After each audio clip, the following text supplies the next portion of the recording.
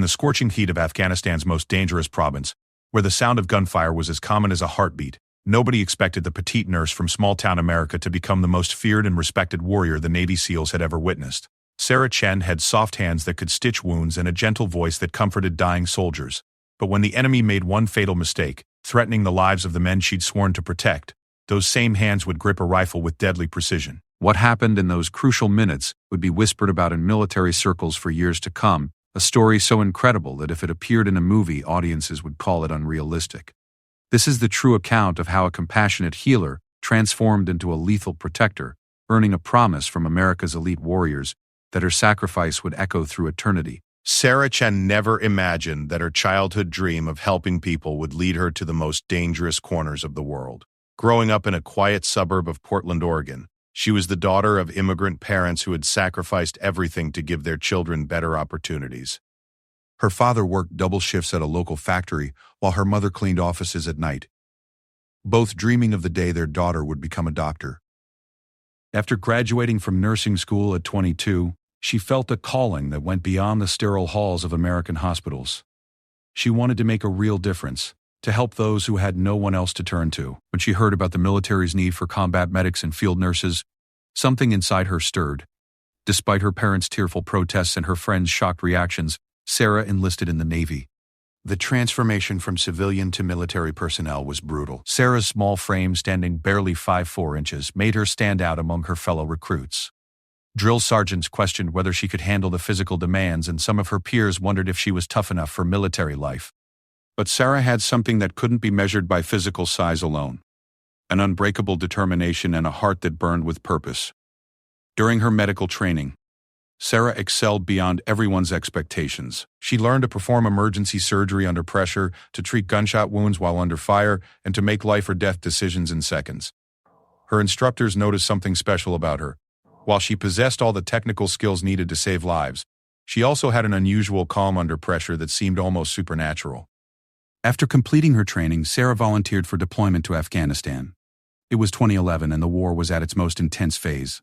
The remote outpost where she was assigned, Forward Operating Base Chapman in Coast Province, was known as one of the most dangerous locations in the country. Surrounded by hostile territory and constantly under threat of attack, it was home to a small team of Navy SEALs who conducted highly classified operations in the region. When Sarah first arrived at the base, the battle-hardened soldiers weren't sure what to make of her. Here was this young woman with a soft voice and gentle demeanor, assigned to care for some of the toughest warriors in the world. The SEAL team, led by Lieutenant Commander Jake Morrison, had seen many medics come and go, but none quite like Sarah. The first few weeks were challenging. Sarah had to prove herself not just as a competent medic, but as someone who could be trusted in the most extreme situations. The SEALs tested her in subtle ways. Would she panic under fire? Could she make quick decisions when lives were at stake? Would she freeze up when the bullets started flying? Their first real test came during a routine patrol that turned deadly. The team was conducting reconnaissance in a nearby village when they were ambushed by Taliban fighters. Sergeant Mike Rodriguez took a bullet to the leg, and the team was pinned down in a bombed-out building with enemy fighters closing in from all sides. Sarah's response surprised everyone. While bullets whizzed overhead and explosions shook the building, she calmly moved to Rodriguez's position. With steady hands, she applied a tourniquet and administered morphine, all while coordinating with the team leader about the best evacuation route. Her voice remained calm and professional, giving instructions to help move the wounded soldier while maintaining tactical awareness of their situation. But what really impressed the SEALs wasn't just her medical skills, it was her warrior instinct. When she spotted an enemy fighter trying to flank their position, she didn't hesitate to grab a rifle and engage the threat. Her shots were accurate and controlled, helping to hold off the attack until air support arrived. That day marked a turning point. The SEALs realized they had more than just a medic on their team. They had a true warrior who happened to be incredibly skilled at saving lives. Sarah's reputation began to grow not just within their unit, but throughout the entire base. Over the following months, Sarah participated in dozens of missions. She saved countless lives, often putting herself at enormous risk to reach wounded soldiers. Her medical bag became as familiar a sight as the SEALs' weapons, and her presence provided a sense of security that went beyond just having a medic nearby. The team began to develop a deep bond with Sarah. She wasn't just their medic. She became their guardian angel, their lucky charm, their reminder that someone cared about bringing them all home safely. Lieutenant Commander Morrison later said that having Sarah on the team made every soldier fight harder. knowing that if they were wounded, they had the best possible chance of survival. Sarah also formed individual relationships with each team member. She knew their families, their fears, their dreams for after the war. She carried photos they had given her and promised to deliver messages to loved ones if anything happened. To the SEALs, she represented everything they were fighting for: innocence, compassion, and the hope for a better world. But war has a way of testing everyone's limits, and Sarah's greatest challenge was yet to come. The Taliban had been studying the American operations, and they had noticed something important: the small woman who seemed to be so valued by the elite soldiers. They began to develop a plan that would target not just the SEALs, but specifically the person who had become so important to them. Intelligence reports started coming in about increased enemy activity in their sector. The Taliban were massing fighters for what appeared to be a major assault on the base. But the Americans didn't realize that the attack wouldn't just be about military objectives. It would be personal, designed to destroy the morale of the SEAL team by taking away the person they had come to love and depend on. As Sarah went about her daily duties treating minor injuries and preparing for potential casualties, she had no idea that enemy fighters were already positioning themselves for an assault that would test every skill she had learned and every bond she had formed. The stage was being set for a confrontation that would transform her from a healer into something else entirely, a protector whose actions would become legendary among the world's most elite warriors. The quiet before the storm was ending, and Sarah Chen was about to face the moment that would define not just her own destiny, but the respect and gratitude of every soldier who witnessed what was about to unfold. The attack came at dawn, and what had started as an ordinary Tuesday morning. Sarah was in the medical tent, reorganizing supplies and checking inventory, when the first mortar rounds began falling on forward operating base Chapman. The explosions were closer and more coordinated than usual, suggesting this wasn't a random harassment attack but something much more serious. Within minutes, the base's alarm system was blaring, and soldiers were running to defensive positions. Sarah quickly secured her medical equipment and prepared the field hospital for incoming casualties. She had done this routine dozens of times. But something felt different about this attack. The enemy fire was more intense and seemed to be targeting specific locations with unusual precision. Lieutenant Commander Morrison burst into the medical tent, his face grim with concern. The intelligence reports had been wrong.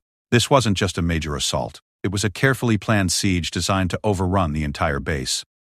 The Taliban had positioned fighters on 3 sides of the compound and were advancing with numbers far greater than anyone had anticipated. "Sarah, we need to evacuate the medical facility," Morrison said urgently. "They're targeting our key infrastructure, and this tent is too exposed." "We're moving to the reinforced bunker." But as they began moving critical patients and equipment, the situation deteriorated rapidly. Enemy fighters had somehow breached the perimeter on the eastern side of the base and were advancing toward the medical area. Several wounded soldiers who couldn't be moved quickly were trapped in the facility, and abandoning them meant certain death. Sarah made a decision that surprised everyone, including herself. "I'm staying with the patients." These men can't be moved safely, and someone needs to be here to treat incoming wounded. Morrison protested, explaining that the position was indefensible, and that staying meant almost certain capture or death.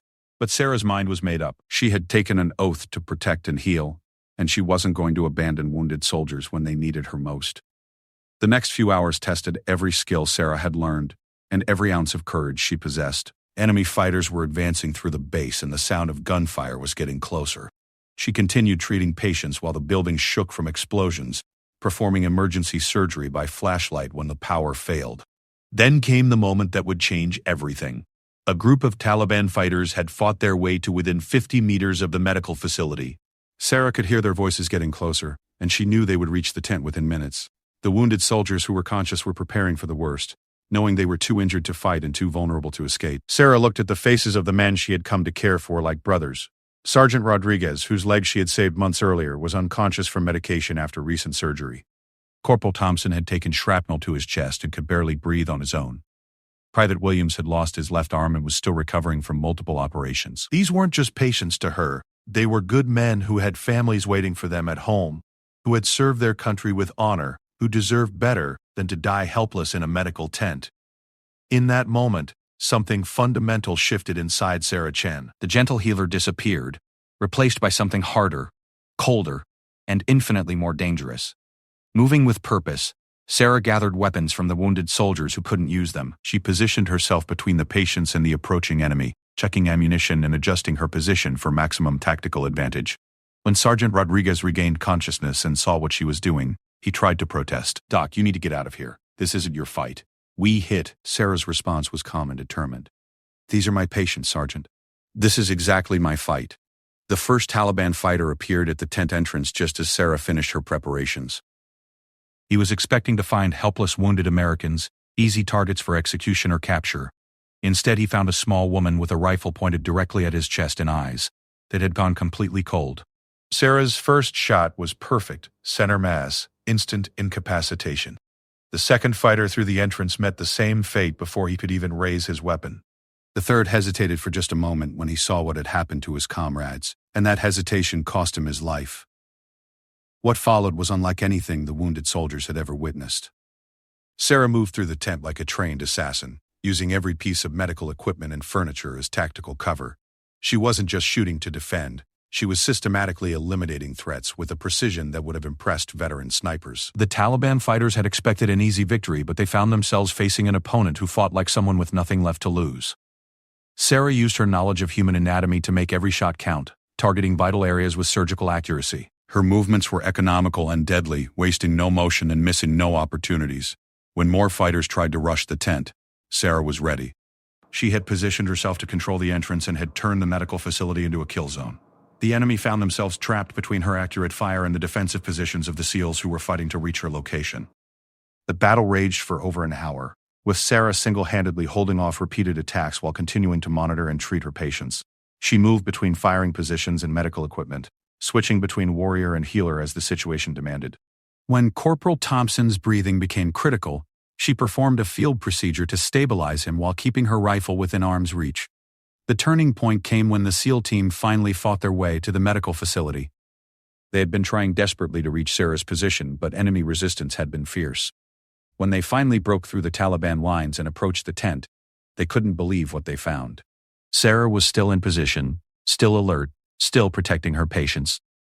Around her were the bodies of 9 enemy fighters who had tried to overrun the medical facility. Not a single patient had been harmed, and Sarah herself had only minor cuts from flying debris. She had held an impossible position against overwhelming odds and won. Lieutenant Commander Morrison later described the scene as the most incredible display of courage and skill he had witnessed in 15 years of combat. The wounded soldiers in the tent spoke of watching their gentle nurse transform into an avenging angel who fought with a ferocity that defied belief. But for Sarah, the transformation wasn't temporary. Something had been awakened in her during those desperate hours, something that would forever change how she saw herself and her role in the war. The caring healer was still there, but now she was backed by the spirit of a warrior who would stop at nothing to protect the innocent. The immediate battle was over, but the war was far from finished. And Sarah Chen had just announced to the enemy that anyone who threatened her patients would face consequences they could never have imagined. The aftermath of the battle brought an eerie silence to Forward Operating Base Chapman. As the smoke cleared and the wounded were treated, word of what Sarah Chen had accomplished spread throughout the military community like wildfire. The small nurse who had single-handedly held off a Taliban assault became the subject of hushed conversations in mess halls, barracks, and command centers across Afghanistan. But for Sarah herself, the days following the battle were filled with conflicting emotions. She had saved lives, protected her patients, and proven herself as a warrior, but the cost of transformation weighed heavily on her mind. She had taken lives with her own hands, crossing a line that most medical personnel never face. The gentle healer and the deadly protector now existed within the same person, and learning to balance these two aspects of herself became her greatest challenge. The SEAL team treated her differently after the battle, though not in a way that created distance. Instead, their respect for her deepened into something approaching reverence. They had always appreciated her medical skills and caring nature, but now they saw her as a true member of their brotherhood. Someone who had proven she would stand and fight when everything was on the line. Lieutenant Commander Morrison submitted a detailed report of Sarah's actions, recommending her for the Navy Cross, one of the highest military decorations for valor. The citation described her extraordinary heroism and devotion to duty in the face of overwhelming enemy forces and praised her selfless dedication to protecting wounded personnel under her care. But the official recognition, while meaningful, paled in comparison to the personal bonds that were forged in the fire of that terrible morning. Each member of the SEAL team made a private promise to Sarah that her sacrifice and courage would never be forgotten, and that if she ever needed anything, anywhere, at any time, they would be there for her. These weren't empty words spoken in the heat of emotion. The SEALs created what they called the Chen Protocol, an informal but ironclad agreement that Sarah Chen would always have the support, protection, and loyalty of every member of their unit. They shared her story with other special operations teams, ensuring that her reputation and the promise of support would extend far beyond their single unit. The promise was tested sooner than anyone expected.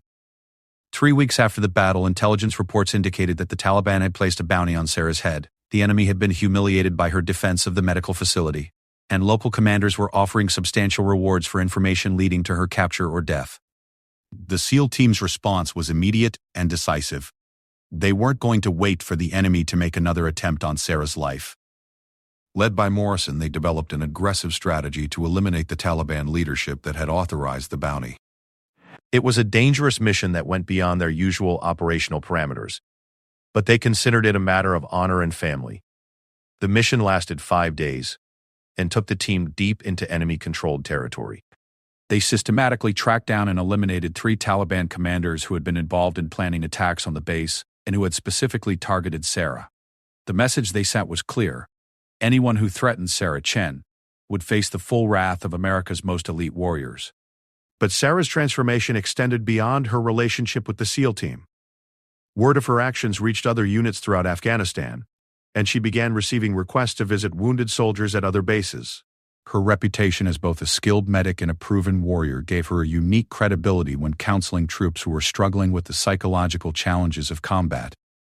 She developed a special program for soldiers who were having difficulty reconciling their roles as protectors with the violence they had to commit in war. Drawing from her own experience of balancing healing and fighting, Sarah helped many troops understand that protecting innocent people sometimes required taking extreme actions against those who threatened them.